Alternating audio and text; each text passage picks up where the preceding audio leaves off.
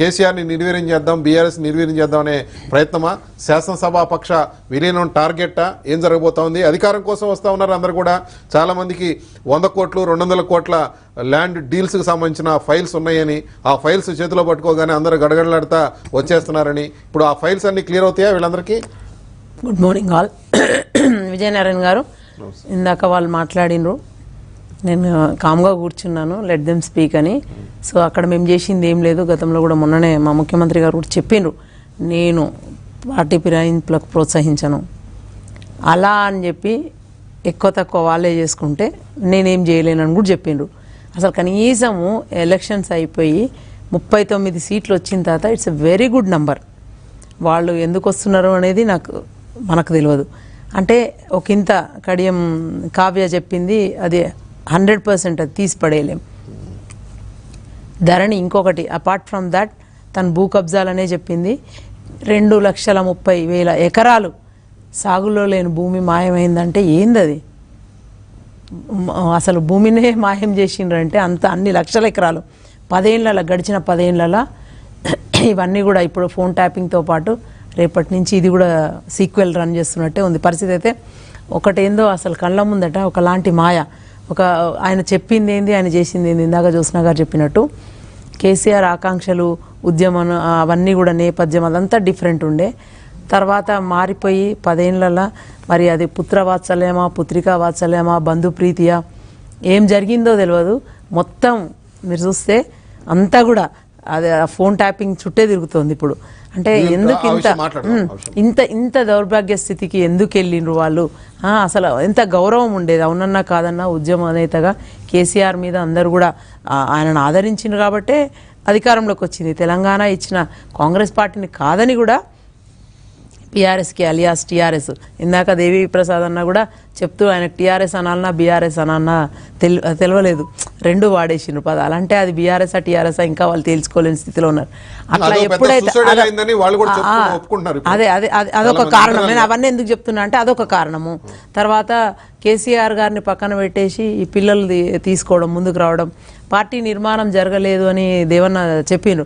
Party నిర్మాణం ఎట్లా జరుగుతుందండి? మొత్తం పెద్దరికం అంతా వాళ్ళ చేతిలో పెట్టుకొని ఆఖరికి మంత్రివర్గ కూర్పులో కూడా శాఖలన్నీ వాళ్ళ దగ్గరనే పెట్టుకొని ఏది జరగాలన్నా మిగతా మంత్రులను అందరినీ ఉత్సవ విగ్రహాలను చేసి కుర్చీలకు పరిమితం చేసి వాళ్ళకు ఒక ఆఫీసు, కారు, గన్మెన్లు అంతే తప్ప పరిపాలన ఎక్కడ కూడా వాళ్ళను ముందుకు పెట్టలేని పరిస్థితి. ఇవన్నీ చేసి మొత్తం నేనే చేసిన అంతా నాదే అని చెప్పి డీసెంట్రలైజ్ చేయకుండా ఉంటే ఇదే జరుగుతుందండి.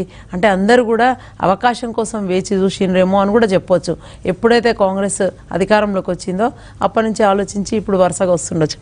మొదలే చెప్పిన మళ్ళొక్కసారి లెట్ మీ రీఇటరేట్, గౌరవ ముఖ్యమంత్రి గారు ఒక సందర్భంలా కాదు చాలా సందర్భంలా చెప్పిండ్రు, ప్రజలు గౌరవించిండ్రు మమ్మల్ని, మా పార్టీని ఆదరించిండ్రు, చక్కటి నంబర్తోని మాకు అధికారం కట్టబెట్టిండ్రు, ప్రోత్సహించను నేను ఇవన్నీ కూడా ఫిరాయింపులను ముందే చెప్పిండ్రు. కానీ జరుగుతున్నది చూస్తూ ఉంటే వాళ్ళకి అక్కడ ఉండలేని పరిస్థితి. ఆ పార్టీలా చూసిండ్రు కదా ఎంత దారుణాలు జరుగుతున్నాయి వరుస పెట్టి, ఒకటి కాదు.